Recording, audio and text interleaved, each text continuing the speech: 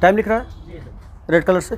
तो last time पर हम लोगों ने फोटो इलेक्ट्रिक इफेक्ट में हम लोग देखे थे कि किस तरीके से जो तरंग सिद्धांत के द्वारा जो प्रकाश वैद्युत के नियम थे, 5 नियम बताए गए थे, 5वें नियम का जब तरंग सिद्धांत का उपयोग किया गया उसमें, तो ये पाया गया कि 5 नियम जो है वो फेल हो जाते हैं कम्प्लीटली।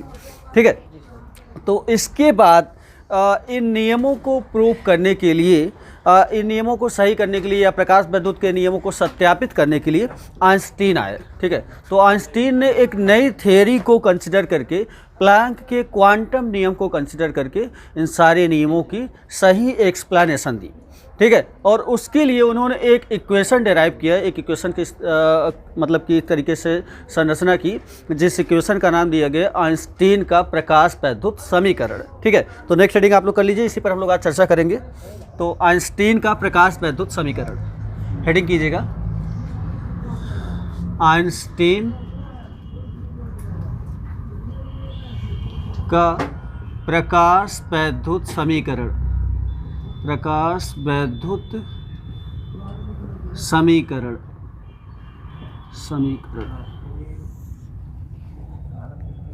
ठीक है। आइंस्टाइन होता है EINSTEIN, Einstein's photo electric equation, electric equation.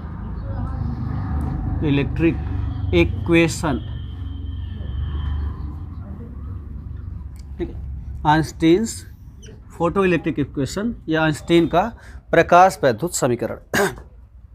ठीक, तो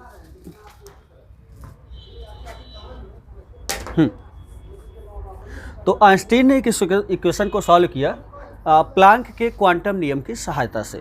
ठीक है, सारी प्रॉब्लम्स कहाँ पर एराइज हो रही थी, उसमें प्रॉब्लम्स तब एराइज हो रही थी जब हम प्रकाश को क्या कंसिडर कर रहे थे, तरंग कंसिडर कर रहे थे। जैसे ही हम प्रकाश को तरंग कंसिडर करते हैं, वहाँ पे कई सारी प्रॉब्लम्स उत्पन्न होती हैं। जैसे कि पहली ही प्रॉब्लम थी कि अगर प्रकाश तरंगों के रूप में चलता है, तो जब तरंगें क्या होती हैं, किसी पृष्ठ पर पड़ती हैं तो क्या करती, पृष्ठ में सममित रूप से फैल जाती हैं। ठीक है, और जब तरंगों में हम तीव्रता को बढ़ाएंगे, तरंगों की तीव्रता के बढ़ाने से तुरंत ही क्या होगा कि प्रकाश की क्या होगा, एम्पलीट्यूड्स बढ़ जाएंगे। जब प्रकाश किरण का या तरंगों का एम्पलीट्यूड बढ़ जाएगा, तो उससे एम्पलीट्यूड के बढ़ने से क्या हो जाएगा कि तरंगों की एनर्जी बढ़ जाएगी, और जब तरंगों की एनर्जी बढ़ जाएगी तो जब वे तरंगे पृष्ठ पर गिरेंगी तो बहुत ज़्यादा एनर्जी वहाँ पर जो इलेक्ट्रॉन्स है उनको दे देंगी। ठीक है, तो इसका क्या मतलब निकल रहा है, तो इसका मतलब निकल रहा है कि प्रकाश की तीव्रता के बढ़ने से जो प्रकाश इलेक्ट्रॉन्स है उनकी ऊर्जा बढ़ जाएगी। जबकि फोटो इलेक्ट्रिक जो नियम थे उनमें पहला ही नियम था, या दूसरा नियम हम लोग कह सकते हैं कि प्रकाश इलेक्ट्रॉन, जो उत्सर्जित होने वाले प्रकाश इलेक्ट्रॉन है, उनकी ऊर्जा प्रकाश की तीव्रता पर निर्भर ही नहीं करती। ठीक है ना, और भी कई सारे जो चीज़ें वहाँ पे प्रॉब्लम्स हम लोग को आई थी, सारी चीज़ें हम लोगों ने डिटेल में पढ़ा था। तो यहाँ पर हम इसमें आगे चलेंगे, आइंस्टीन को देखेंगे कि उन्होंने क्या किया। तो आइंस्टीन जब आए, उन्होंने अपना नियम दिया फोटो इलेक्ट्रिक इफेक्ट से रिलेटेड, तो उन्होंने पहले ही इस कंक्लूजन को दूर किया, रिमूव किया कि प्रकाश, उनका कहना था कि प्रकाश जो है वो तरंगों के रूप में नहीं चलता, या फिर अगर आप प्रकाश को तरंगों के रूप में कंसिडर भी करते हो तो ये तरंगे जो हैं ऊर्जा के बहुत छोटे छोटे बंडल या पैकेट से मिलकर बनी रहती। बहुत थोड़ा सा मतलब इनका क्लियरेंस वहाँ पर था, बहुत अच्छे से जो क्लियर हो गया। ठीक है, देखना, तो जैसे अभी तक हम लोग क्या कर रहे थे कि ये प्रकाश क्या है, तरंगों के रूप में चल रहा है। ठीक है, बहुत अच्छे समझिएगा, बहुत अच्छे से आपको समझ में भी आएगा। तो ये क्या कर रहा है, प्रकाश तरंगों के रूप में, है ना। तो आइंस्टीन ने बताया कि ये तरंगे जो हैं वो कैसी बनी है, ऊर्जा के छोटे छोटे बंडल या छोटे छोटे पैकेट्स के रूप में ना। कैसे, तो अगर इनको आप क्या करो, इंडिविजुअल छोटे छोटे में डिवाइड कर दो ना, इस तरीके से, तो है तो तरंगे ही, ये तरंग का ही रूप ले रहे हैं कंबाइंडली मिलकर, लेकिन ये क्या कर रहे हैं, इंडिविजुअल इस तरीके से हम लोग डिवाइड कर देंगे तो ये क्या हो जाएंगे आपके फोटान्स। तो इनका एक नया नाम दिया गया, और ये नया नाम क्या हो गया, फोटान्स। तो सब के सब ना, ये क्या है, फोटान्स, जो तरंगों के रूप में लगातार आगे बढ़ रहे हैं। तो ये क्या हो गए, फोटान्स, तरंगों से ही फोटान का कंसेप्ट निकला। ठीक है, ध्यान से समझिएगा।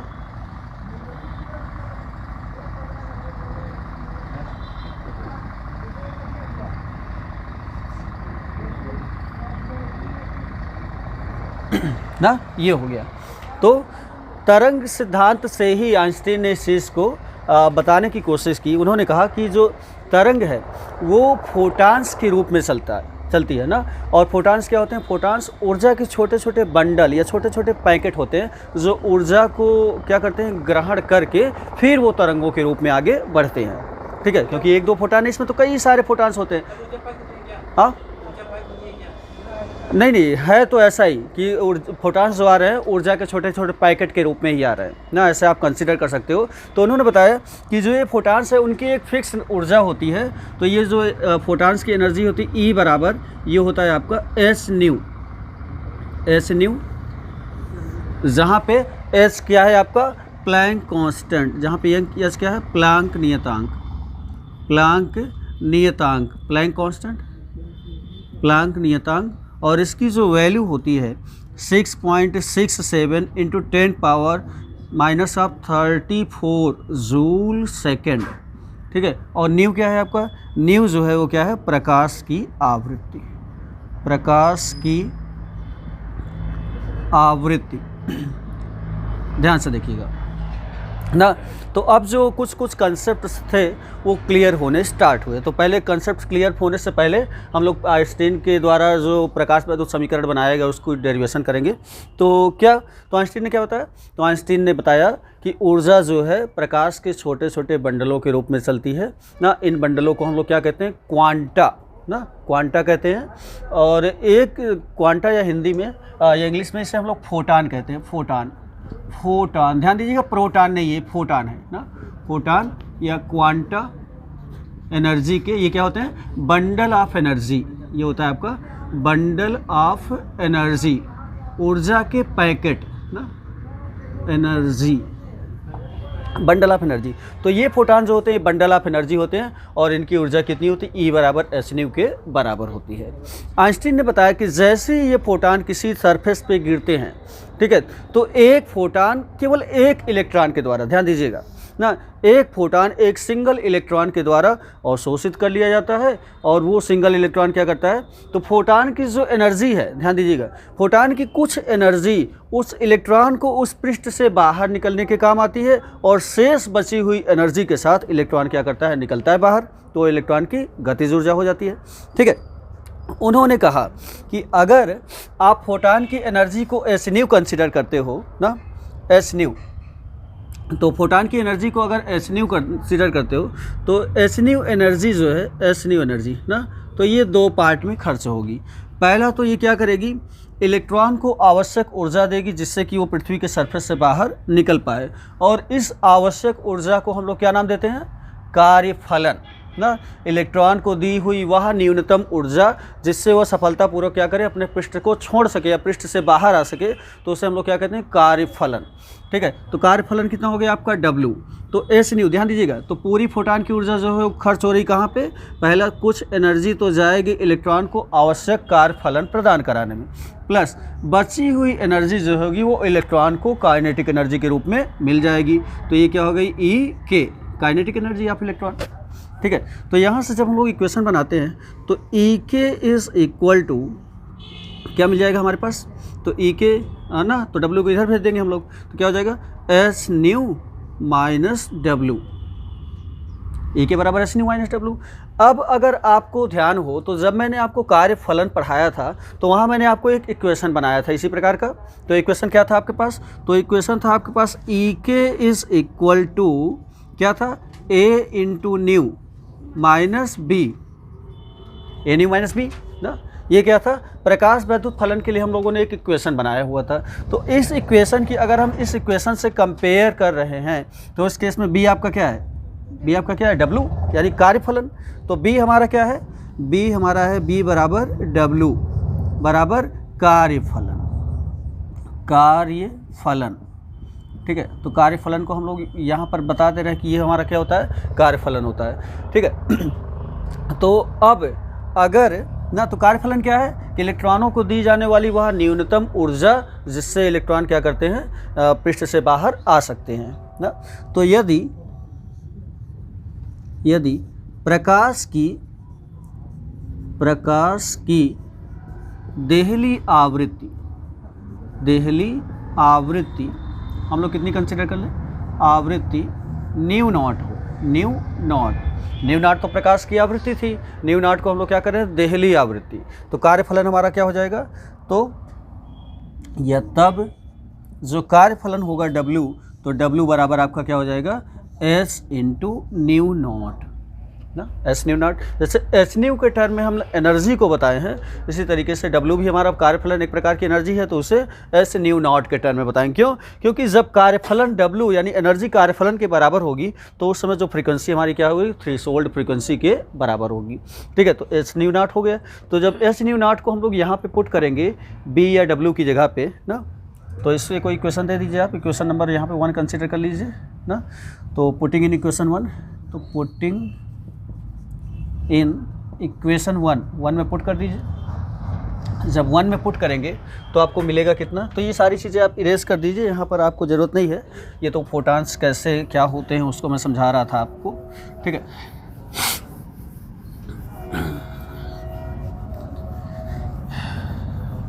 तो कितना हो जाएगा, तो इसको जब यहाँ पे हम लोग पुट कर रहे हैं ना, तो E के बराबर आपका क्या आ जाएगा, तो E के इज इक्वल टू कितना हो जाएगा, S nu minus S nu not.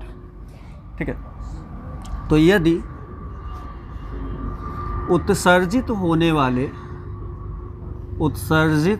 होने वाले इलेक्ट्रॉन की अधिकतम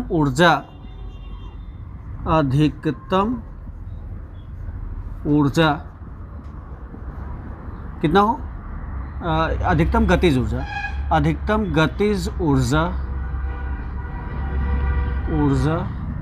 ठीक है, कितना हो, half m v square max, क्योंकि वेलोसिटी ज़्यादा होगी तो उनकी गतिज ऊर्जा ज़्यादा होगी ठीक है, तब पुट कर दीजिए E के की जगह पे, तो क्या हो जाएगा, half m v square x is equal to S nu minus S nu naught, या half m v square x, m v square ना, ठीक है, मैक्स था ना, ये max m a x maximum, m v square max is equal to कितना आ जाएगा, s कॉमन हो जाएगा, न्यू माइनस न्यू नॉट। तो दिस इज रिक्वायर्ड एक्सप्रेशन ना, और यही है आइंस्टीन का प्रकाश वैद्युत समीकरण। मार्कर क्या हुआ, तो ये एक्सप्रेशन हमें क्या करना है, फाइंड करना है, आइंस्टीन का प्रकाश वैद्युत समीकरण। तो इसमें लिखना है, थोड़ा लिख लीजिए आप लोग। ठीक है, स्पीकर चालू रहेगा, लिखिए। महान भौतिकविद आइंस्टीन ने प्रकाश वैद्युत प्रभाव के नियमों को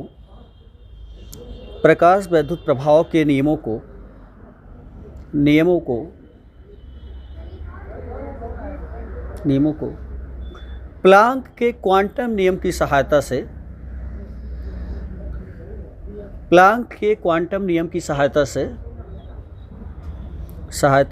सिद्ध किया। प्लांक के क्वांटम नियम की सहायता से सिद्ध किया। ठीक है, फुल स्टॉप। इस नियम के अनुसार, यानी ये जो हम लोग पढ़ रहे हैं ये प्लांक का क्वांटम नियम है। इस नियम के अनुसार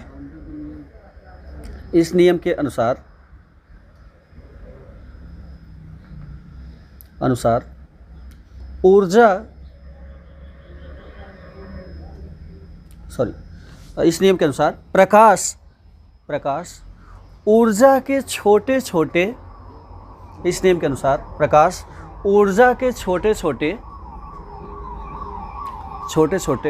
पैकेटों के रूप में, प्रकाश ऊर्जा के छोटे छोटे पैकेटों के रूप में, प्रकाश ऊर्जा के छोटे छोटे पैकेटों के रूप में तरंग के माध्यम से, प्रकाश ऊर्जा के छोटे छोटे पैकेटों के रूप में तरंग के माध्यम से संचरित होता है।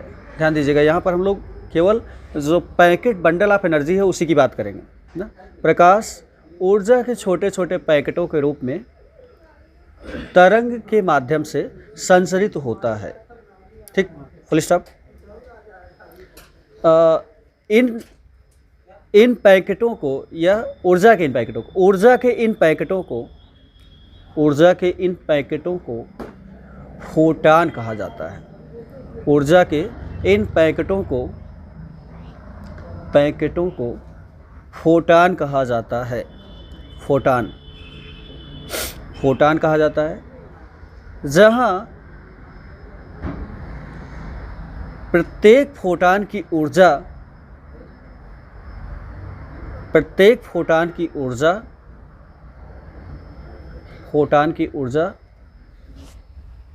एस न्यू के बराबर होती है। E बराबर एस न्यू के बराबर होती है। यहाँ पे ये दोनों लिख दीजिएगा। यहाँ एस बराबर प्लांक नियतांक वैल्यू लिख दीजिएगा और न्यू क्या है, प्रकाश की आवृत्ति। तो ये पूरा लिख दीजिए आप लोग यहाँ तक।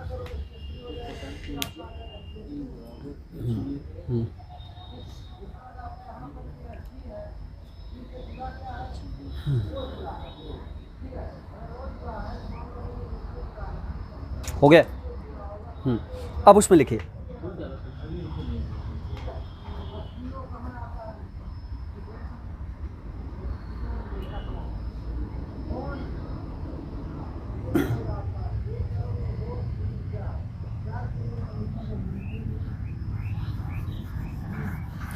आगे लिखिए। हाँ, जब कोई फोटान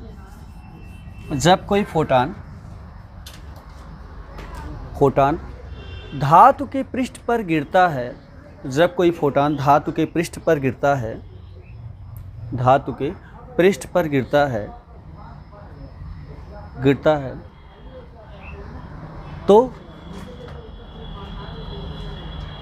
तो इसकी ऊर्जा का कुछ भाग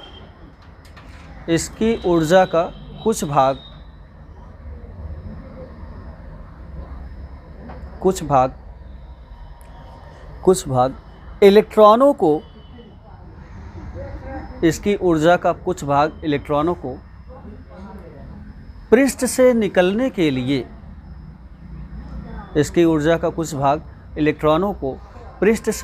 के लिए आवश्यक ऊर्जा प्रदान कराने में खर्च हो जाता है। इसकी ऊर्जा का कुछ भाग इलेक्ट्रॉनों को पृष्ठ से बाहर निकलने के लिए आवश्यक ऊर्जा प्रदान कराने में खर्च हो जाता है।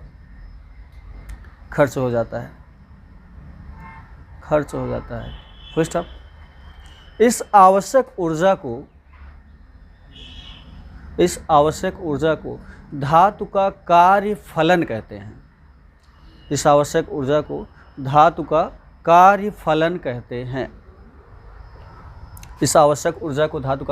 कहते हैं।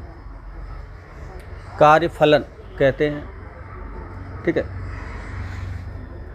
फोटान की शेष ऊर्जा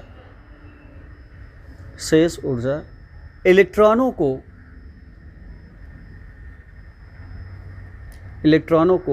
गतिज ऊर्जा के रूप में प्राप्त होती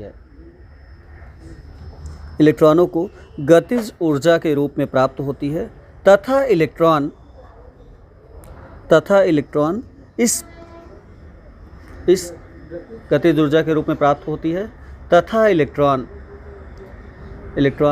इस शेष गतिज ऊर्जा के साथ पृष्ठ से बाहर आते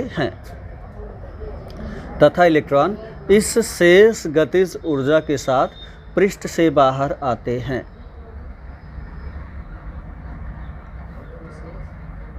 ठीक है, शेष ऊर्जा के साथ बाहर आते हैं। यदि कार्यफलन W, कैपिटल W, कार्यफलन W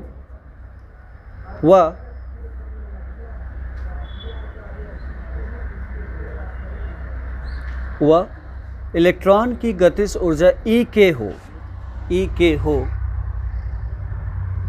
तो नोट कर लीजिए।